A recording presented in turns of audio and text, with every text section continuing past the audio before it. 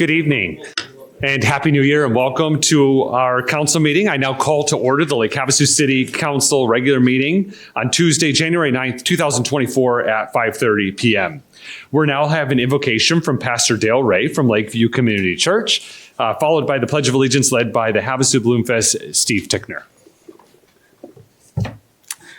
Good evening, Mr. Mayor and Council. Prayer is powerful, and so is God's word. As the prophet Jeremiah reminds us out of chapter 33 and verse 3, call to me, that means our God, and I will answer you and show you great and mighty things which you do not know. Jeremiah was confident that he would call to him. Not only would God answer, but he would reveal great and mighty things that he otherwise wouldn't know, or he would give him insight and clear understanding.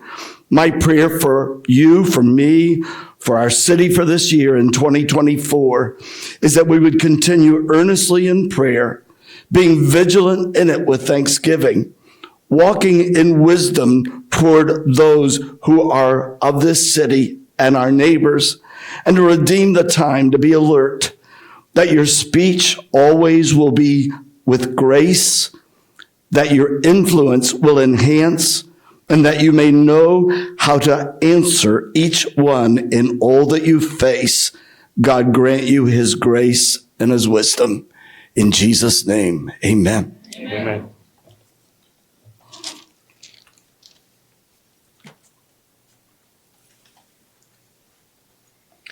I pledge allegiance to the flag of the United States of America and to the republic for which it stands, one nation, under God, indivisible, with liberty and justice for all. Amen. Thank you and good evening, Mr. Tickner. Thank you for being here. Yes, thank you for having me. Yeah, if you'd like to share a little bit about the Havasu Bloom Festival. You betcha. You betcha. Good evening, everybody. As Cal said, I'm Steve Tickner. I'm the executive director for the Havasu Balloon Festival and Fair. 2024 marks our 13th anniversary of one of Havasu's largest premier events, so we're very proud of that. I'd like to give a huge shout out real quick to our title sponsor, Anderson Toyota. They support our event and many others throughout town.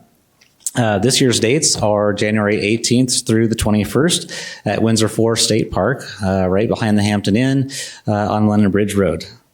Once again, we'll have approximately 80 balloons, including sport balloons and special shape balloons. Some of the special shapes we have this year are Elvis, Yogi the Bear, Mango, the Seahorse, and many more. So those are a lot of fun to come out and watch those guys inflate. Other fun things to see and do at the event this year include lots of live music and entertainment, carnival rides, food vendors. We're going to have 3 beer gardens, live demonstrations, VIP tent, and the ever-popular Night Glow, which we've dubbed Glowing on the River. That's really one of the highlights of the event. In addition, a couple other events that kind of coincide with that are the Balloon Fest Golf Tournament, which is coming up this Saturday, the 13th, and our very popular 5K and 10K run, which is on the Saturday the 20th, which is during the event. There's still time to sign up for both of those on our website, havasuballoonfestival.com. Hours this year are noon to 10 on Thursday. Saturday and Sunday are 6 a.m. till 10 p.m. and Sunday is 6 a.m. till 3 p.m. and then we wrap it up. General admission tickets are $20 again this year, and that's good for all 4 days. So I can't beat that. $5 a day is a great value to come down and take a part of all we have to offer down there. So tickets are available in advance if you want to get them in advance at our store, 2109 McCulloch Boulevard. You can also just go down and buy them at the gate when you get there. So sometimes that's easier. We will have plenty of off-site parking again this year from the 3 locations with shuttle service that drops you off right at the main gate. We've got our parking at Pima Wash, the MCC parking lot, and the high school parking lot near the baseball diamond. One thing many people don't know is that the Balloon Fest is completely run by volunteers. In fact, it takes over 1,200 volunteers, literally filling thousands of shifts to make this event happen. There's still about 300 shifts available. So if you're interested in coming down, we will have our volunteer meeting this Saturday from 9 to noon at the London Bridge Resort Conference Center. And you can sign up for a shift or two. And then lastly, I just want to say, the best part of the event, in my opinion, is that all the money we raise goes back to our local community, to the charities and organizations that so dearly depend on it. To date, over the past 12 years, we've been able to donate over $1,450,000 back to the community. And we're very proud that all that money stays local. On behalf of the Balloon Festival and Fair, I'd like to thank you all for your support and look forward to seeing you all out there. Thank you so much. Thank you, and thank you for being here and all the great work you do. Item 4 on our agenda is the roll call. Ms. Williams, if you please call the roll. Council members Nancy Campbell. Here. Michelle Lynn. Here. Jenny Koch. Here. Jim Dolan. Here. David Lane. Here. Vice Mayor Cameron Moses. Here. Mayor Kalshehi. Here. Thank you. Thank you. Item 5 is our consent agenda. Would any of the council members like to remove any of the items for separate discussion? Mayor, Yeah, Councilmember Koch, motion. please. Move to approve the consent agenda as presented. Second. We have a motion from Councilmember Koch and a second from Councilmember Lane. Is there any additional discussion? Hearing none, we're ready to vote.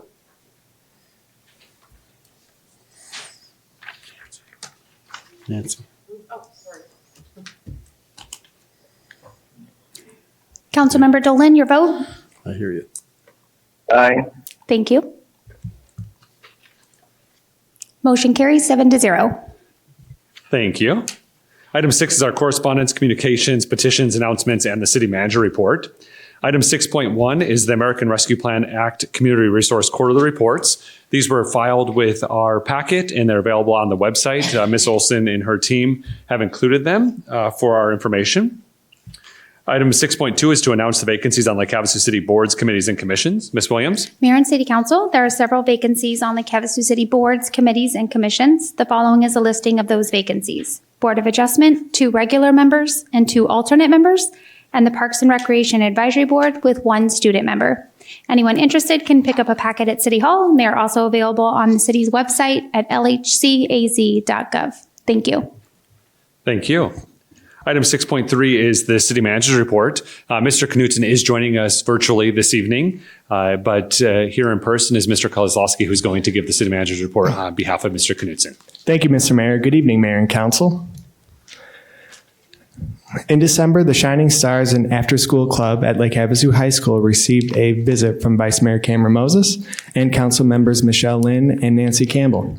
Vice Mayor Moses presented a proclamation on behalf of the Mayor's office proclaiming the day as Shining Star Day in Lake Havasu City, recognizing the special program that they shine a light on students with different abilities and foster relationships between special education and general education students.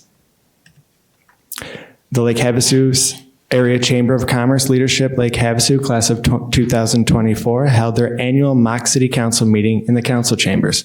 The class's activities included a day dedicated to learning city government, with class members, city council, and city staff participating in the mock City Council meeting, panel discussion, and city facilities tour. We would also like to recognize our employees for giving back to the community over the holidays.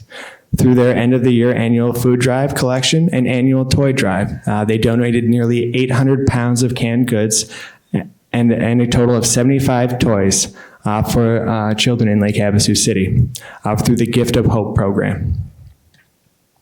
Mayor, you and Councilmember David Lane, Michelle Lynn, and Nancy Campbell attended a surprise welcome home mission for hometown heroes Elena Lira and Madison Snethen at the VFW. We would like to congratulate them and wish them well in their military career service. Vice Mayor Cameron Moses met with Havasu Stitchers in City Hall lobby the other day for the grand opening of their quilt display. The quilts are displayed in the City Hall lobby through January 22nd. Please visit the Havasu Stitchers Facebook page for more details about the event and prize drawing. And lastly, city offices are closed on Monday, January 15th in observance of Martin Luther King Jr. Day. Police and fire department services are not effective, and all city offices resume normal schedules on Tuesday, January 16th. And with that, Mr. Mayor, members of council, that concludes my report. Thank you. Thank you, Mr. Kozlowski. All right, we'll move on to item 7, which is our public hearings. During each of our public hearings, citizens will have an opportunity to address the city council on items with questions on any of the items that we have. We ask that you make your way to the podium during the public hearing, state your name for the record. You will have your time. There's a light indicator box next to Ms. Williams. Green means you have time. Yellow means you have 1 minute remaining. And red means that your time is up during that discussion. You don't have to sign up for public hearings, but we did have citizens do so. So we'll call on them first and then open it up to anyone else that would like to address it. We do encourage you to talk to us during one of the public hearings if you have a question or comment on it, because we can have a two-way conversation. There will be another opportunity at the end of the meeting for a call to the public, which is where you can address the city council on items within the jurisdiction of Lake Havasu City. But we can't have a two-way conversation during that process. And then I'll review the guidelines at that time when we get there. But we'll start with item 7.1, which is discussion and possible action, if necessary, to comply with Arizona open meeting law following the executive session regarding 1.1, which was invocations. So the city council met in executive session this afternoon at 4:30 to discuss the process for selecting invocators for city council meetings. The city council has directed staff to proceed with a process for selecting invocators for our city council meetings that follows the Constitution of the state of Arizona and the Constitution of the United States of America. Going forward, our meetings will continue to begin with an invocation using the new process that was selected. This is a public hearing. If anyone would like to address the city council on this item, you may do so. We did have one person sign up for this particular item, Holly Tullison. If you'd please make your way to the podium and share your comments with us.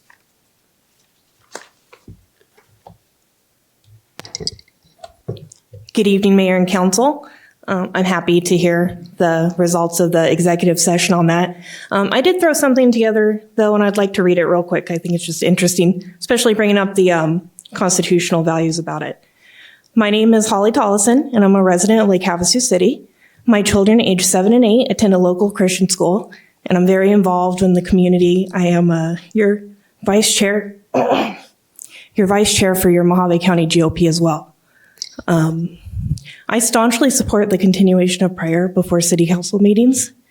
It's about upholding tradition and values. Prayer has long been a respected and cherished tradition in our communities, and it reflects the values that many of us hold dear. It provides an opportunity for council members and attendees to seek divine guidance, unity, and wisdom as they make decisions that impact our community. It's about our constitutional grounds.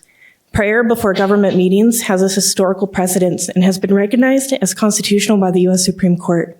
In the 2014 case of Town of Grace versus Galloway, the court affirmed that legislative prayer does not violate the Establishment Clause of the First Amendment as long as it does not coerce participation or discrimination against specific religions. Therefore, continuing prayer before city council meetings is not only within our rights, but it is also part of our democratic heritage. It is about moral guidance. I firmly believe that prayer can provide moral and ethical guidance to local elected officials. It encourages council members to reflect on their responsibilities, prioritize the welfare of the community, and make decisions based on values upheld by religious teachings. Prayer before city councils can contribute to a more principled and conscientious decision-making process, ultimately leading to positive outcomes for our community. Thank you for your time, and I know myself and many others are praying for you before each of these meetings. Thank you. Thank you. Would anyone else like to address the council on this item? Please make your way to the podium and state your name for the record. James Maniaci, I fully support what the lady said. Thank you.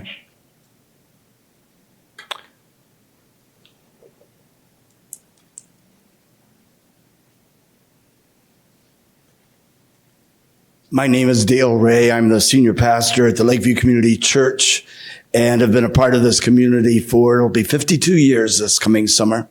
And I have been the one responsible in the past for compiling the list for the city council prayers. So I volunteer my services to work with the city clerk as needed. She may call on me for assistance. Thank you. Thank you, Pastor. Would anyone else like to address the council on this item? Yes, Bonnie Toy. Just odd question. You said that you have a process, and I was just curious as to what the process is and if you actually are changing the process. Yeah, so we will, the council has directed the staff to put in a process that would be a lottery. So if anyone is interested in giving the invocation, they would fill out a form on the web when it's ready. Obviously, this meeting just occurred an hour ago. So as soon as staff is prepared for that, there will be a process that will be notified in the newspaper, and there will be announcements everywhere else that we announce our meetings for the process going forward. So the process going forward is you are having a list of people who volunteer their time, and then you will just draw names out of a hat, and that's who gets scheduled, correct? Basically, yes. Thank you. Would anyone else like to address the city council on this item? All right, seeing none, we'll close the public hearing.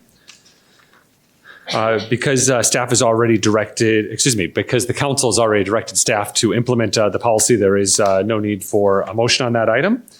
We'll move on to item 7.2, which is adopt ordinance number 24-1323, amending City Code Title 14, Zoning Development Code, sections 14.04.01, 14.04.04, and 14.05.04 to correct errors, revise refuse collection figure, bring zoning map amendment, protest language in compliance with state law, and revise plan development timing of development. Mr. Gilbert. Thank you, Mr. Mayor. Mr. Mayor, members of the council, from time to time, ordinances aren't perfect, especially not development codes that are hundreds of pages thick, and edits and errors and changes become necessary. And that's what this is all about tonight. We had a raft of 6 changes that we thought could be bundled together. One got dropped out in the process because of possible unintended effects elsewhere. But the 5 remaining ones I'll be addressing tonight, the Planning Commission did recommend unanimously for approval of these 5 changes. I'm going to go over them with the council, with the public. The first, let's see here. The first change is in section 140401. It is a table 4.01-2 regarding mixed use dimensional standards. And the only correction here was, if you look to the far right of the slide, there's a red with a blue underline. It referenced the wrong subsection of 0.05. It should have been 0.04. So that's a typo correction there that does not change the text in any meaningful way other than to refer the viewer to the right subsection. So that's the first one. The second correction is that diagram that you see in the upper right. It's kind of hard to see what it says at the bottom. It says figure 14.04-2 parking lot landscaping. And that diagram is the problem because it should actually read figure 4.04-2. The 14 was incorrect. And again, that's a typo. This does not change the text in any meaningful way. So that's what the new diagram will look like for that. The third change is a correction to a confusing code section, which if you look in, this is 140404G3, and it's figure 4.04-5, the regarding the dumpster enclosure. Problem is, if you look at section C2, the refuse enclosure shall be completely screened from view of public streets.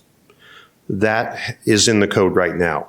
The diagrams that are in the code do not show gates, and that has resulted, unfortunately, in some dumpster enclosures being approved without gates, and that was not the intent.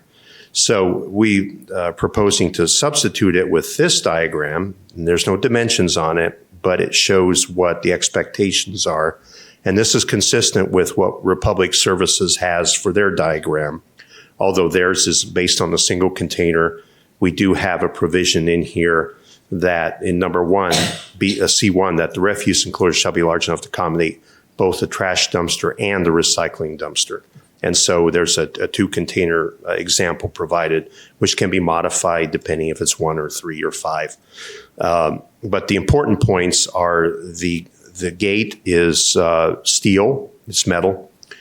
The enclosure is going to be large enough to screen it to the proper height and dimensions that are necessary to contain the containers, include bollards to protect it from damage from whether it be the trash truck coming in at a wrong angle, damaging the unit, or a vehicle happening to hit it backing out.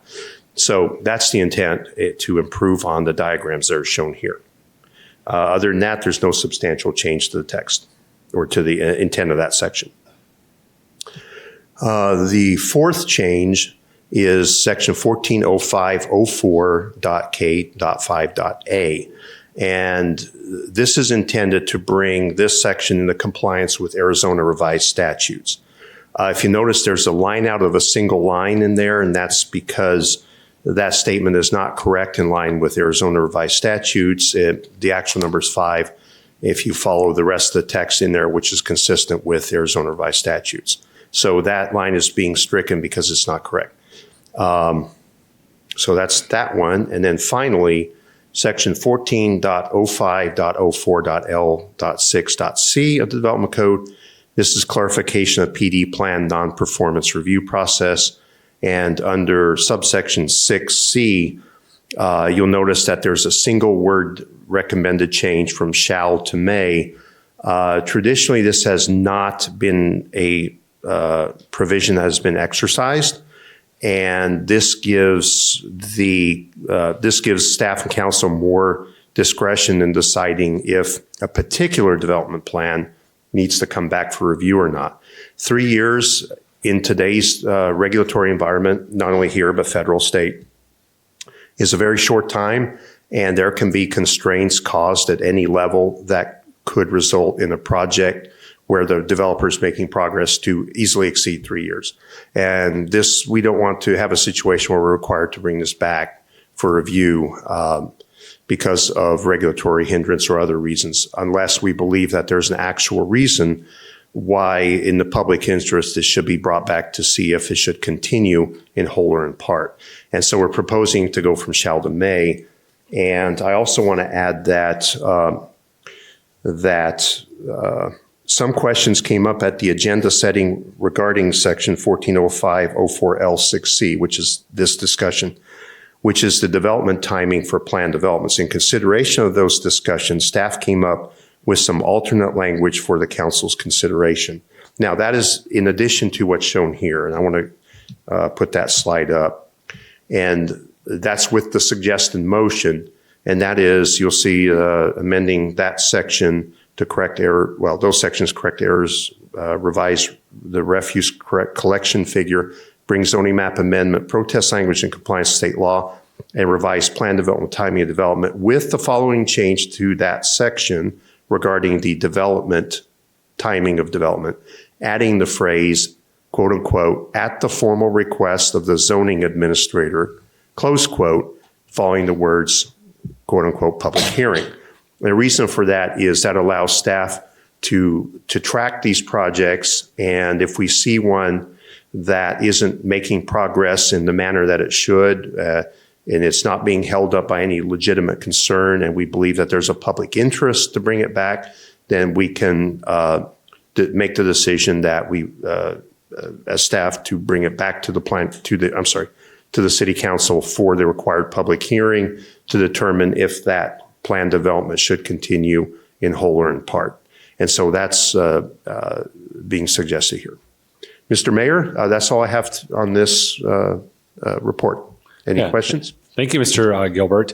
The process, as Mr. Gilbert started, is we have lots of code sections. So, of course, most of these are just typographical errors that we find that need to be corrected when that section of the code is probably needed to be used by somebody making a change or making an adjustment. But as Mr. Gilbert had mentioned during agenda setting, which we meet to go over the agenda and understand what's going to be in front of us. Obviously, this item has already gone through and had a unanimous vote coming from our Planning and Zoning Commission. So they've heard these items and had thorough discussion on these items. But the question came up about, on the 3-year piece, who gets to determine? It says council. Does that mean one? Does that mean a majority? Does that mean the process in which we go through to put things on the agenda? What does that look like? Obviously, the zoning administrator is the one that has a very connected relationship to these projects. And so at the formal request of the zoning administrator, the item still would come before council. But that would be that determination of when that would come before council. The zoning administrator may make the formal request after a council member has a question on a project, after a neighboring property is zoned differently. I mean, lots of different factors could come into play where this may need to be there. As Mr. Gilbert had mentioned, it is used, but not often. It's not a widely used section of the code, but yet still a good tool to have in our toolbox when we're trying to help facilitate property owners developing their property in a way that they have received entitlements through the zoning process or otherwise. So I would support the change in the suggested motion as Mr. Gilbert has in front of us to just make it very clear on what that process looks like. Obviously, good processes make good policy, which would be a good way to just finalize and clear these up. Do any of the members of council have any questions for Mr. Gilbert on any of these code section changes? Seeing none, this is a public hearing. Would anyone like to address the city council on this item?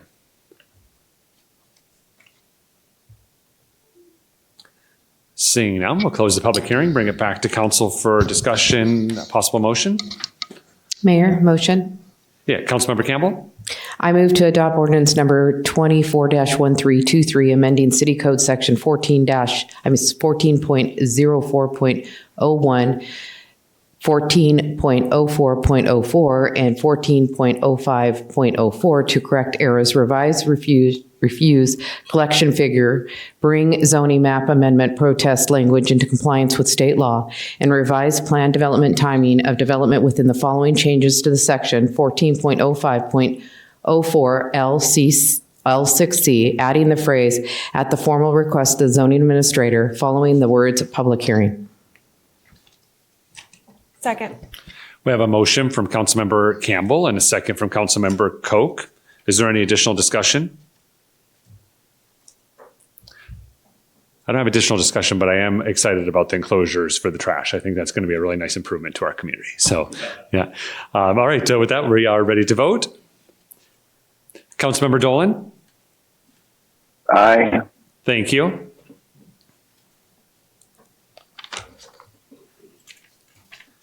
Motion carries 7-0. Thank you.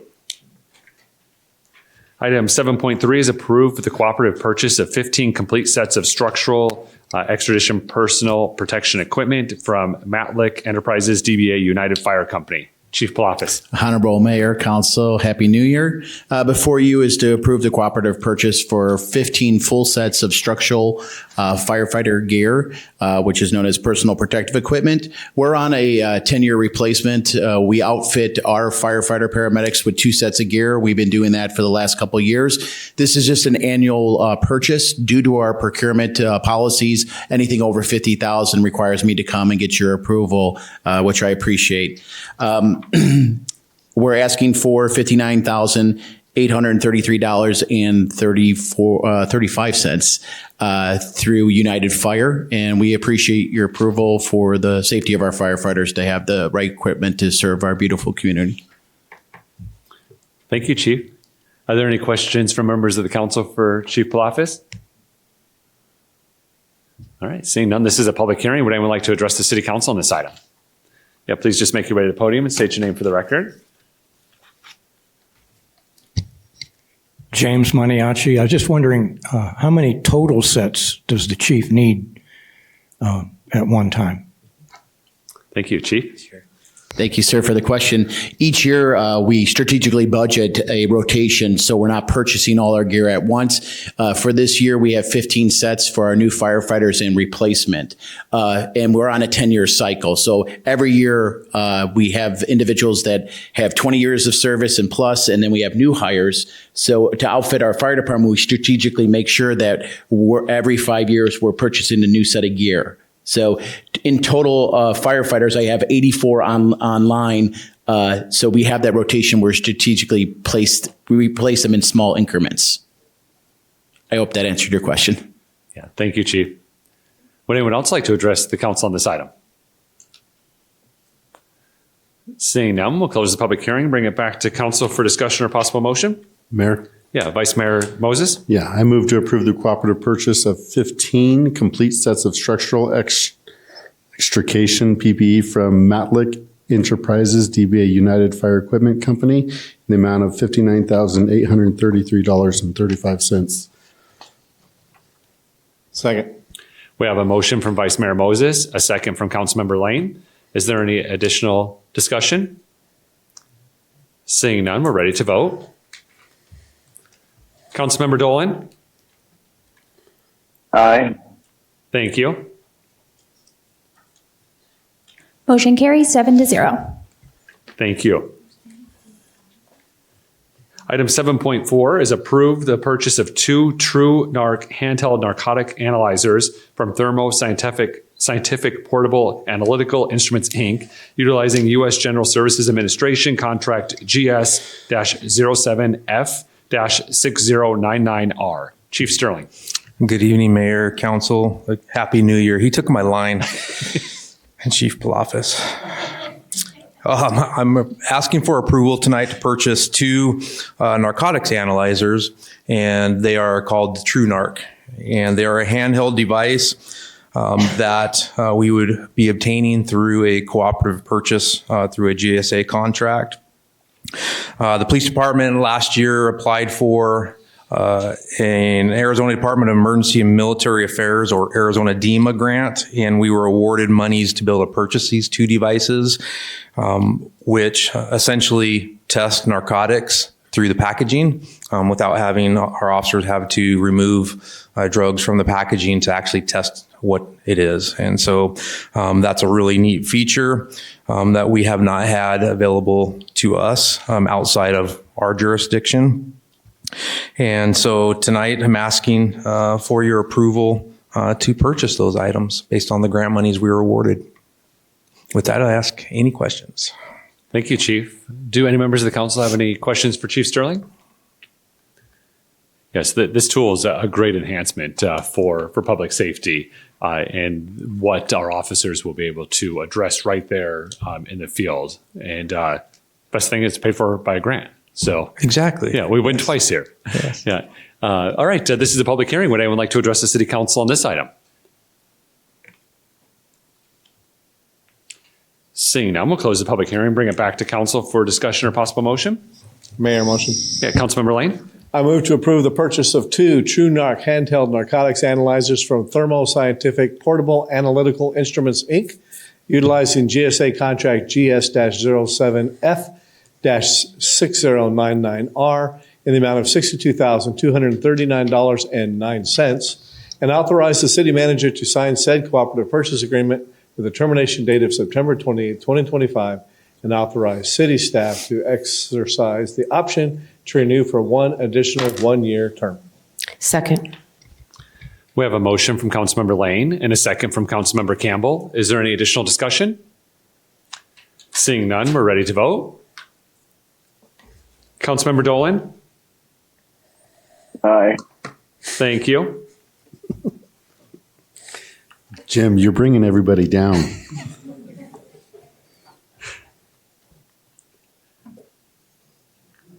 Councilmember Campbell, your vote. Motion carries 7-0. Thank you. Thank you. Thank you, Chief. Yeah, Jim's not feeling good. Jess is under the weather as well, Mr. Knudsen. So that's why we're kind of doing a virtual hybrid with our colleagues. All right, we'll move on to item 7.5 is approved task order number 5 to the master services agreement with CNS Engineering, Inc. for design services for the runway safety area improvements project. Mr. Wolf. Good evening, Mayor and Council. First meeting of the new year. I'm glad to bring some infrastructure to you tonight. Tonight is this item is for the municipal airport. Task order number 5 to our master services agreement for design services for the runway safety improvement area. The runway safety improvement area is that area of primarily gravels and aggregates that are placed in between the main runway, which is just highlighted there at the top, and then taxiway A, whereas the first taxiway where aircraft pulls off of the main runway to taxi into various hangars. The project scope is the removal and the reconstruction of that infield safety area that's highlighted there. Aggregates be replaced in the infield between the runway, as I said. Those aggregates are also compacted, better condition than what's there now, so that it can better withstand stormwater and any wind, erosion. And of course, with aircraft, you always have rotor blades and whatnot that are bringing up dust and things, and this will help mitigate any of that issue. Just a quick idea of the existing condition. You can see on the right, we've got a lot of loose material sitting out there between the taxiway and the runway. On the left, it's very uneven and not as dependable as a nice smooth surface. The proposed condition we did recently, you remember, we did improvement projects where we repaved the main runway. And in between there, you can see where we were able to place properly that infield safety area a little better. So the new project will improve the entire area.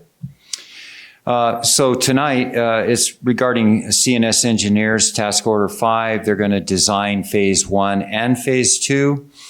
Their scope includes a full service, includes the environmental assessment, grant administration, schematic and final design, and they'll take us through the bid and award phase services for construction.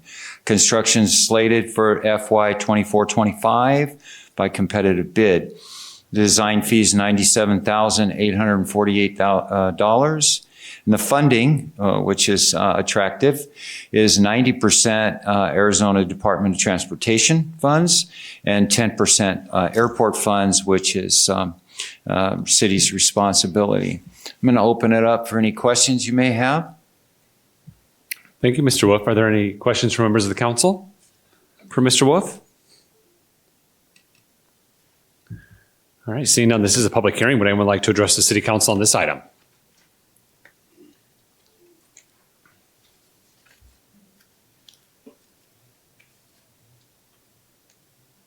Good evening, Mayor and Council.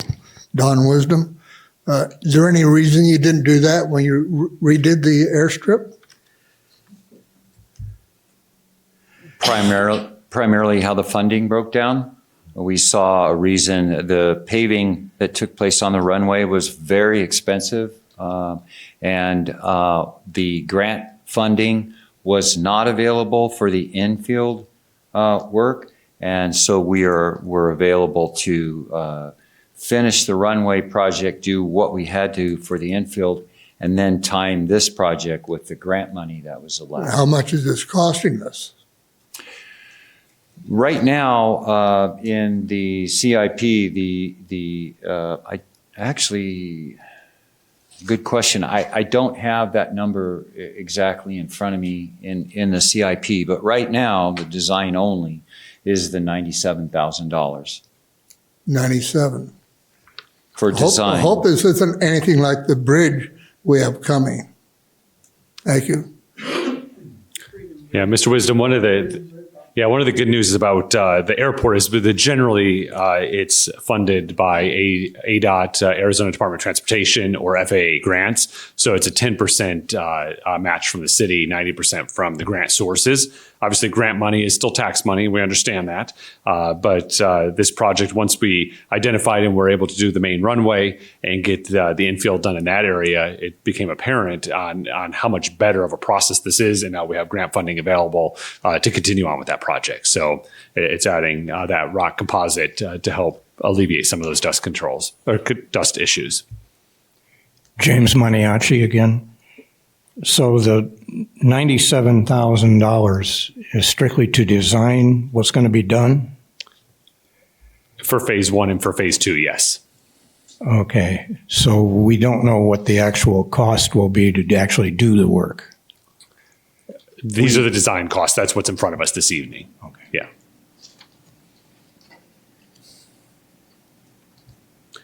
Would anyone else like to address the city council on this item? Seeing none, we'll close the public hearing, bring it back to council for any additional discussion or possible motion. Mayor, question. Yeah, Councilmember Campbell? Mr. Wolf, do you know if recycled millions is an option in this?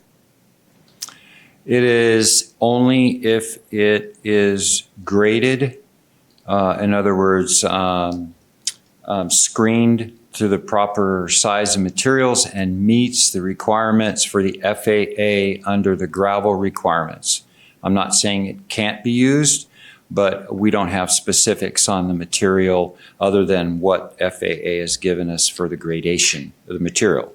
Would this design fee or the designer on this project possibly look into that as an option for us? As far as a lot. I'm sorry. We're going to have a lot. Sorry. As far as alternatives, if the material can meet the gradation, we will bid the gradation only and not actually call out millings being allowed. We will bid only the gradation. If the millings can meet that, then we will consider it as an alternative. Yes. Thank you. You're welcome. Are there any additional questions from members of the council? Entertain a motion? Mayor. Yeah, Vice Mayor Moses. I move to approve task order number 5 for professional services with CNS Engineers, Inc. for the design services for the runway safety area improvements project in the amount of $97,848. Second. We have a motion from Vice Mayor Moses and a second from Councilmember Koch. Is there any additional discussion? Seeing none, we're ready to vote. Councilmember Dolan? Mr. Mayor, I'm very, very excited to vote yes on this item. Thank you, Councilmember Dolan. Hopefully that's enough for Vice Mayor Moses. Motion carries 7-0. Thank you. All right, we'll move on to item 7.6, which is approve task order number 6 to the master services agreement with CNS Engineers, Inc. for design services for the taxiway C and connectors reconstruction project. Mr. Wolf. Yes. Thank you, Mayor and Council. The second one for the airport tonight is for those design services for a reconstructed taxiway C. This is a graphic of the taxiway C location. The reconstruction includes the full length of the taxiway C itself. It also modifies taxiway C2 and C1, which are the connectors from taxiway A, to the current FAA geometry. There is a geometry that's required, and that's been updated, and we need to update the geometry. It'll be very similar. Some of the curves and connection locations might change a little bit. It'll also include replacement of all the edge lighting and guidance sign systems along that, as well as the striping. I'll give you a quick idea of the existing condition. As you look at, as you kind of zoomed in, you'll see all that pavement cracking and fragmenting. And over time that not only gets, we do our seal or crack sealing on it. However, over time those panels become uneven and fragmented. So tonight we've negotiated a CNS Engineers task order number 6 under their master services agreement. Again, it includes a full service, includes the environmental assessment, grant administration, schematic and final design, and takes us through bid and award phase services. The construction is also slated and being scheduled for the 24-25 fiscal year by competitive bid. The design fee, $124,901, and I've noted that this is IFE approved. I'll go into that in just a moment. IFE stands for Independent Fee Estimate. The funding right now for the project is 91. The share just broke down quite a bit different. It's 91.06 as FAA grant, and then a share of the remainder at 4.47% between ADOT grant, and 4.4% is airport funds. That runs into roughly a little between $5,000 and $6,000 out of the city airport fund. This is a quick idea of what this independent fee estimate is. Anytime per FAA policies, whenever a professional service contract is above $100,000, it requires an independent fee estimate by a third-party consultant, which our airport manager, Rob Kane, has solicited and gone through the process. We did get that in December of last year. The CNS fees were found to be less than the 10% below the maximum, which fits within the guidelines, and therefore meeting the fee limits set forth by the FAA. And I'll open it up to any questions that you may have. Thank you, Mr. Wolf. Are there any questions from members of the council? Mayor. Councilmember Campbell? Mr. Wolf, is this just basically a mill and fill that you're doing on this? Or are you expanding upon it or changing the design? I'm sorry, this is full depth reconstruction. Oh. So this is pulling everything out and constructing everything from subgrade up to FAA current standards. Can we consider concrete? It can be considered. There is not a prohibition on using concrete for surfacing at airports. No. It's a great product. All right, thank you. Yeah. Would anyone else have any questions for Mr. Wolf? All right. This is a public hearing. Would anyone like to address the city council on this item?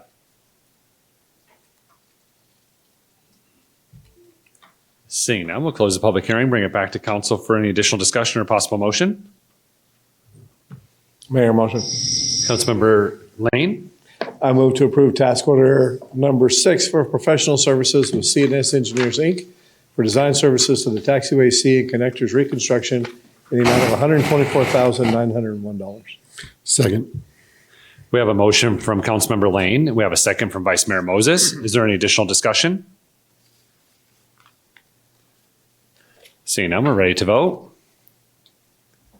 Councilmember Dolan? I vote yes. Thank you. Motion carries 7-0. Thank you.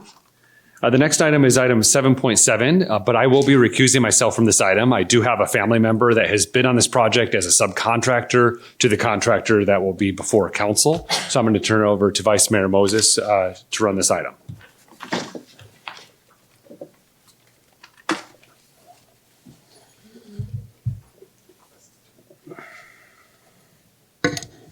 All righty. Next item is 7.7 to award the bid for Lake Havasu Police Department Rehabilitation Project to Oliver Industries LLC. I'll turn it over to Mr. Porter.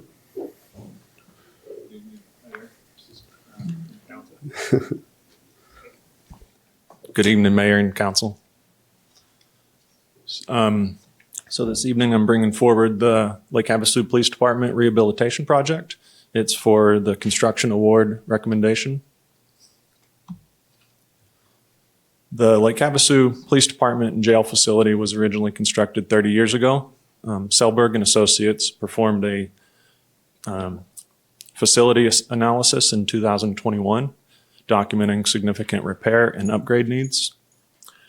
The facility analysis repair recommendation was broken down into a couple of phases. So tonight we're looking at phase 1. It's for sewer line restoration, structural masonry and foundation repair, jail cell door operator replacements, and ADA service window upgrade for the public lobby. Phase 2 is going to be currently, actually it is under design for HVAC upgrade and the roof replacement. This was taken to, I guess, Senator Mark Kelly. He championed an allocation of federal grant funding to address the police department's facility needs. Grant funds were awarded to Lake Havasu City. Federal grant dollars combined with general fund local dollars work together to rehabilitate the aging 30-year-old police station and jail. Here's a couple of pictures of the issues that we're having. There's several other areas around the perimeter of the facility where we've got foundation issues that need to be remedied. So here's a column that's having issues. Here's some brick around the foundation perimeter where it's spalling or delaminating. And then we've got our jail doors, and it's actually the electric, mechanical portions that are, they're antiquated, and we can't continue to rebuild them and maintenance them any longer. So we've got to go through and do a retrofit where they go through and basically save all of the metal components, but put a completely new, all the wear items, all the mechanical items get replaced. The sewer line underneath the jail has been an issue for years, and there's been, a lingering odor that needs to be remedied. Plus, consistently having to go through with snaking the drains and continually clearing clogged sewer lines. So the remedy is going to be going through, water jetting, cleaning, and then putting an epoxy lining in the pipe. There's a few areas under the jail where there's actually some cast iron that's broken. And this is just an example of once they go through and put a liner in there and then epoxy the system, it restores that under slab plumbing back to normal. Community impact, we'll have refurbishment of the police station and the jail facilities to ensure that this asset continues to safely provide law enforcement support for Lake Havasu City in a cost-effective and efficient manner, to last us another 30 plus years. This will provide increased safety for the police officers and the inmates. And then also an ADA public service window is going to be added for the PD lobby. This has been, the facility analysis was completed back in May of 21. We went to design and got design and specs. That was finalized October 23 of 23. We went out to advertise, and then the bids opened December 13th of 23. We had two bidders. The lowest responsive bid was to Oliver Industries LLC for $3,678,909. The construction would be projected to start in February 24, so we would immediately start. And then it's got a quick turnaround of 150 days. And then this would complete by June of 2024 or during the month of June 2024. So my recommended action is to award the bid for the Police Department Rehabilitation Project to Oliver Industries LLC in the amount of $3,678,929. Is there any questions? No, thank you, Mr. Porter. It is pretty wild to think that this building's been here 30 years, and we've definitely gotten our use out of it. And I think it's time to put a little love and TLC back into it. But I'd like to open it up to any of my colleagues on council for questions from Mr. Porter. Mr. Vice Mayor? Yes, Councilman Lane? Thank you. No questions. I just had a couple comments. This comes up from some of the stuff that I've talked about during our budget discussions and all that. It's about deferred maintenance and how much deferred maintenance we've had, especially on this building. So just want to say thank you to the staff for taking this on and addressing the issues in this building. It's extremely important, as you can see, especially down in the jail. We definitely have to keep the inmates from being able to just open the doors on their own, and also have adequate sewer. The public uses this building quite a bit also. And also have to appreciate Senator Kelly taking the steps to bring those federal tax dollars back to Lake Havasu City. It doesn't matter which side of the aisle you're on, but getting that money back that gets sent to Washington, D.C. back here to Lake Havasu City for us to be able to use on this police station is very much appreciated. So thank you. Thank you. Anyone else? With that, we can open the call to the public. Please make your way to the podium. James Maniaci again. Just one question. What is the estimated lifespan of these improvements? Mr. Porter? So the spec material for that epoxy lining, that's the biggest, I think, question, because we're restoring the underground plumbing, and that it's a Picote product is what's spec'd in our plans, and it's got I believe it was a 25-year, if I recall correctly, life expectancy, and as long as the applicator is certified by the company, then it provides I believe, again, it was 10 or 15 years of warranty by the installer. Thank you. Anyone else from the public? Seeing none, we'll bring it back to my colleagues to entertain any questions or a motion. Mr. Vice Mayor, motion? Yes. I move to award the bid for the Lake Havasu Police Department rehabilitation project to Oliver Industries LLC in the amount of $3,678,929. Second. I have a motion from Councilman Lane and a second from Councilwoman Koch. Any further discussion? All righty, we're ready to vote. Councilman Dolan?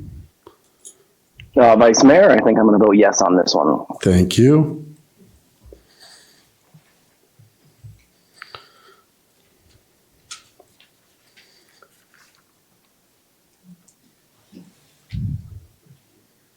Motion carries with 6 council members voting aye and 1 council member recusal.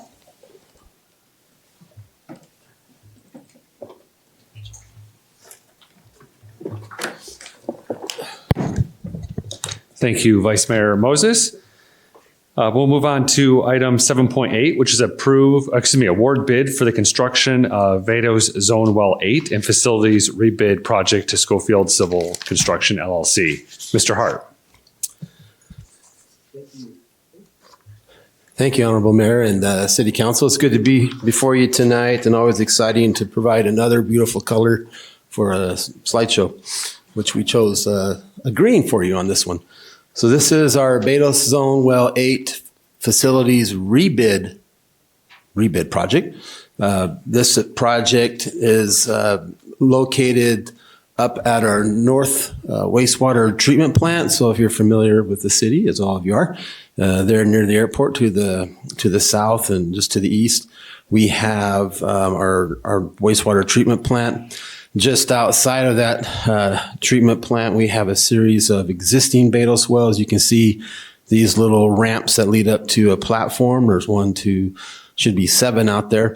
And then this here's the proposed Vados well 8. As I was sharing, our existing Vados wells that are currently in operation do have the ramp and the Vados well itself and all the facilities and the piping. This was seen from previous drilling of the boring machine as it goes down to that 180 feet level that we need for the injection wells. This project is a fairly fast project. It is scheduled for 80 calendar days once we should council award tonight, and we're able to award the contractor. Then we're looking at, once notice to proceed, 2.5 months. So we're anticipating completion in May of 2024. These engineers' estimate on this, the base bid plus force account, was roughly $750,000. And this, which is our third bid, if you remember, our first bid that we went out was just for the Vados well, and we got no bids. We went, repackaged it, added the facilities portion with the piping that's needed to reach out to this area. And we received 2 bids that were closer to 1.7 and 1.8 million. The funding wasn't there for that, so we went back out, did a little bit of changing to see if we could repackage anything better, and we got 1 bid this time for 1.4 million. So as we look at the needs of the city and the budget that we have, and realizing from an engineering standpoint, there's not much more we can do, if anything, to try to get a more competitive bid, and it was recommended that we move forward with awarding this construction contract to Schofield Civil Construction. And with that, I'll answer any questions you might have. Thank you, Mr. Hart. Are there any questions from members of the council? Mayor, question. Councilmember I always Campbell? have questions. There was no grant funding on this, huh? No. Goodness, you would think there would be right now. It's a great product. I love the product, but okay, thank you. Are there any other questions or comments from members of the council? All right, this is a public hearing. Would anyone like to address the city council on this item? Seeing none, we'll close the public hearing, bring it back to council for any additional discussion or possible motion. Mr. Mayor, motion. Yeah, Councilmember Lane. I move to award the bid for construction of Vados Zone Well 8 and Facilities Rebid Project to Schofield Civil Construction LLC in the amount of $1,412,500. I think the city staff did everything they could to get the price down on this, and we're not going to get any better. So. Second. We have a motion from Councilmember Lane, a second from Vice Mayor Moses. Is there any additional discussion? Seeing none, we're ready to vote. Councilmember Dolan? I vote yes. Thank you. Motion carries 7-0. Thank you. And our final public hearing of the evening, item 7.9 is award bid for the Booster Pump Station number 4 improvement project to ASR Construction Group LLC. Mr. Hart? Thank you, Honorable Mayor and City Council. I come before you tonight. We're going to switch gears from wastewater to water. We're still sticking with the fluids, but with a pretty blue picture, though. Is it coming up there? All right, so here we have our Booster Station 4 improvement project recommendation of construction award. For those of you that are familiar with our reservoir sites, we have over 27 reservoirs strewn throughout the city, with an average of about 1 million gallons of capacity for each reservoir that we have. And at those reservoirs, they most have booster stations, which take them up to the next level. And this particular tank reservoir site where this Booster Station 4 is at Tank Reservoir Site 4, which is right there. So that would be the east side, mid portion, just below the Havasu foothills. This is coming up close picture there. The booster station itself here is located in the back of the site. And the existing booster station has 4 pumps. And then we have the electrical room on the back with generators on that project.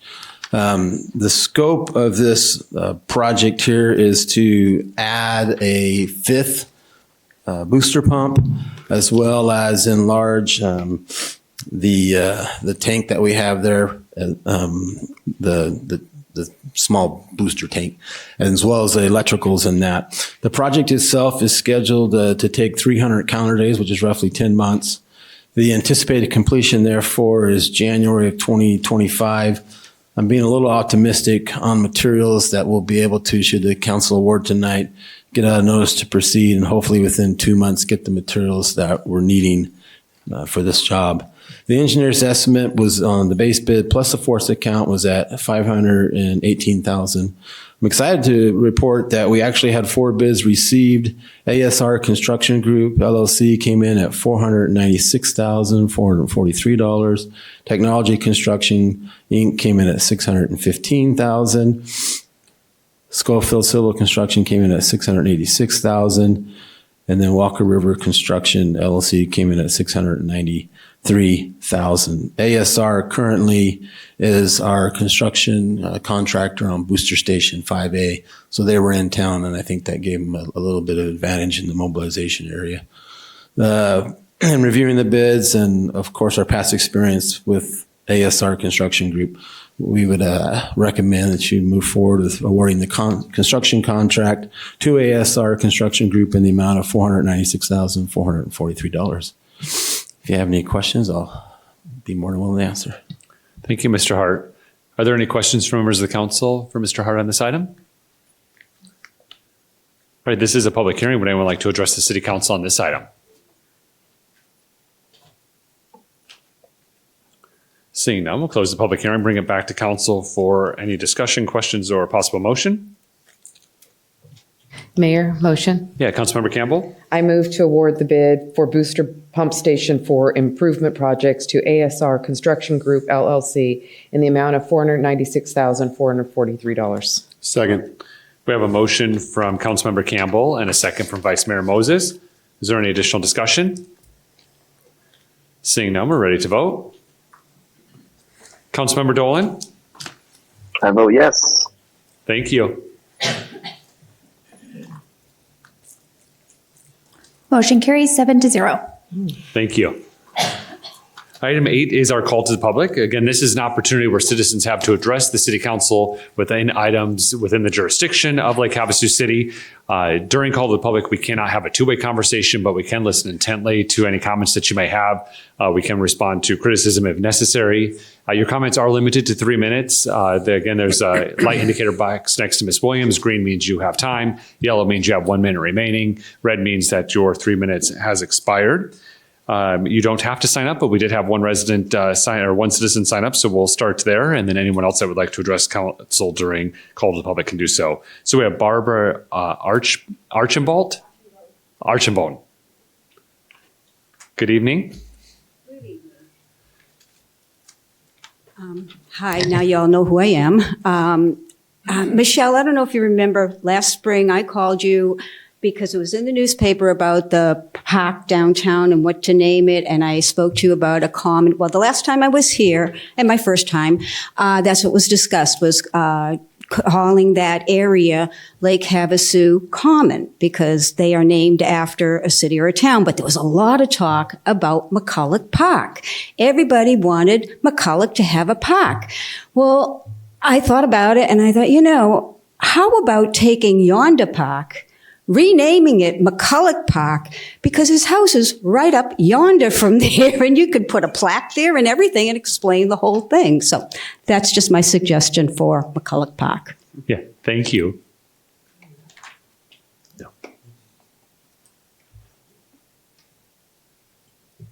James Maniaci. I'd just like to encourage the mayor and manager to reinstate the first Friday coffee with the mayor and manager because it's very informative, and I would urge citizens to come and listen. You get a complete review of everything majors since the last meeting, and the coffee's very good, and so are the donuts. Yeah, thank you, James. And no need to reinstate it. It's still there. It hasn't gone anywhere. So we'll see the first Friday of the month here in this area at 8:30 in the morning.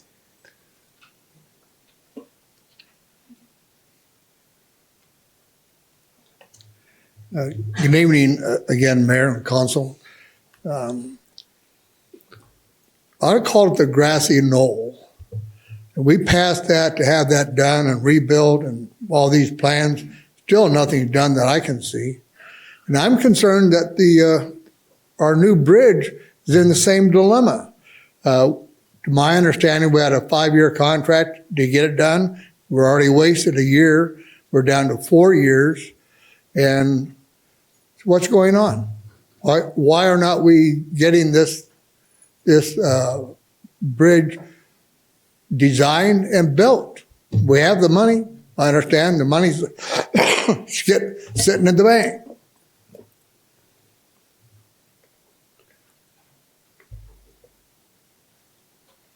Good evening. My name is Tim Murray. Happy New Year. Happy spending. You've authorized a tremendous amount of money tonight to be spent for great things. Where are we with the downtown project? I'm hearing numbers that are coming in, and again, this is what I hear, $6 million, $7 million. I don't know how much of it is true. No matter what, I spend a lot of time downtown in the restaurants and things of that nature. I'll tell you, there's never anybody in that park. I was down here last week with my wife and the puppy. There wasn't anybody there. But what makes us think that there's going to be a lot of people there during the summer, unless we believe it's the field of dreams, and if we build it, they will come. It's a lot of money. I think you really have to take a look at it. But regardless of all of that, I haven't heard anything about this in a while, and unless I missed it in some of your meetings. But where are we? Where are we going with this project? And are we going to spend, I believe you had $1 million in the allocated, There was another $1 million in a grant. The town was going to kick in, the city was going to kick in another $1 million. Is that it? 3 million? I mean, there's a lot of confusion out there and people you talk to. I just like to see us, can you bring it back here at some point in time and let us all know what's going on? That's really what I'm interested in, because I just don't see that amount of money being spent downtown. There's not enough of activity to support it. And who's going to sit there during the summertime? I know Kevin Costner and those guys are not going to be playing baseball. If he was the guy, I can't remember. Anyway, thanks. Thank you. Would anyone else like to address City Council during call to the public? Yes, good evening. First, I'm Bonnie Toy. I just wanted to say, from my understanding, today is National Law Enforcement Day. I do not know if the bridge is planning on being red, white, and blue in honor of the the police people. But I just want to say thank you to the police department. I do appreciate you a lot, most of the time, 95% of the time. Sorry. And the Downtown Catalyst Project, wow. I watched Parks and Rec meeting a couple months ago, and I know that the naming of it was up for was discussed, and I thought that was really interesting, and the whole design of it was discussed, and I understand that I thought there was approval on all of that, except for the naming of it. I like the name of the Downtown Catalyst. I don't understand why that has to be changed. Just keep calling it the Downtown Park. You know, everybody knows where downtown is, right? Since you've already called it downtown. And then the bridge. I am under the understanding that in 2007, the city council during that time voted to call it the Freedom Bridge. I have had a few people tell me again and again that the name of the bridge is already named. It's the Freedom Bridge. Of course, for me, I'm thinking it means freedom for more commerce on the island bridge. But my understanding is that the city council in 2007, I believe, voted to call it the Freedom Bridge. And I don't understand why the current city council is not calling it the Freedom Bridge, or why anybody else is not calling it the Freedom Bridge. Those people that started the Freedom Bridge beer and the pathway, they worked really hard on that and deserve that respect that they did to get that stuff passed. Just wanted to throw that out there. Thanks. Would anyone else like to address City Council during call to the public? All right, seeing now, we'll close call to the public. Next item on the agenda is item 9, current events. Are there any council committee reports? Seeing none. Item 10 is our future meetings. Our next meeting will be on Tuesday, January 23rd, 2024 at 5:30 p.m. It will be a regular meeting. And then we'll also have a regular meeting on Tuesday, February 13th, 2024 at 5:30 p.m. Item 11, are there any future discussion items? Item 12, motion to adjourn. All right, we are adjourned. Thank you for being here. Happy New Year. Be kind, and we'll see you next time.